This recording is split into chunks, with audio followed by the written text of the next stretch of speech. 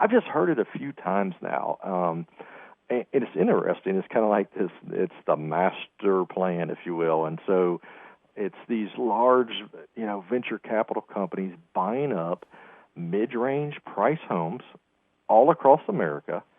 And the conspiracy is they want to move us back into this, the Lord and the serfs kind of hierarchy, if you will. And so, I know it's interesting. I'm not 100% sure, and probably no one really is, or no one really knows all the reasons. And it is interesting to watch. And so, boy, some folks, I mean, they can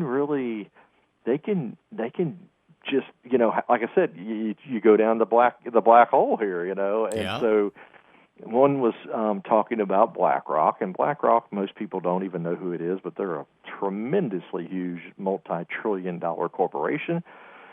And if you don't know who they are, just Google that, and boy, you can go down some rabbit holes for days. But, it used to be kind of hush-hush, but here in the last year, they've kind of been a little more open with it. They stated in 2021 that they were going to buy 140,000 single-family homes in 2022 in America, and I believe they've actually surpassed that number.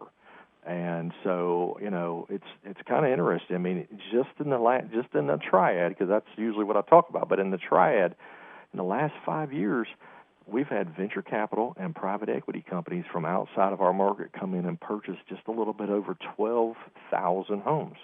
I mean, that's a lot of houses. I mean, that's multi-billions of dollars worth of homes. So, and, I think some of you probably are feeling this a little bit, because these companies that bought these homes, these 12,000 plus homes now, turned them into rentals. And then what happened?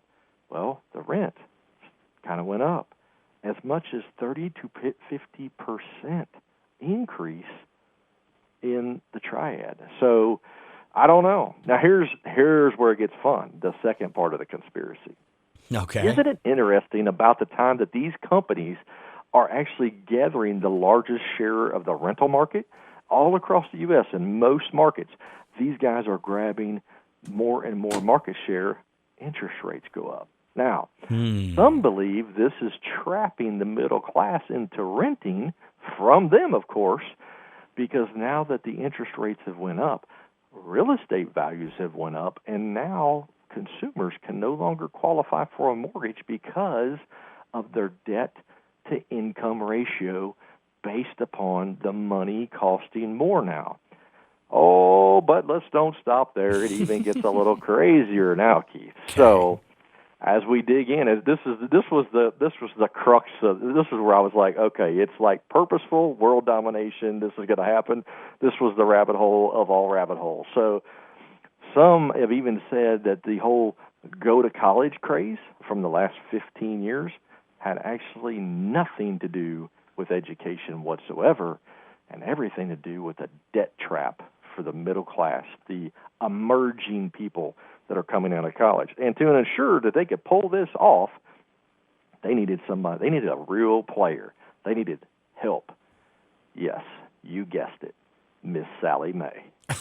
Oh, Sally is one powerful lady. You think about her. She can garnish your wages without a court hearing. She even influenced the tax code to ensure you cannot bankrupt out on student loan debt.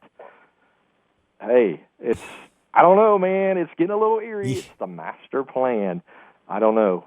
It takes generations to figure it out. It is interesting. So we'll keep you posted as to how that plays out. I guess if we all sit back, eventually we'll see if it's true.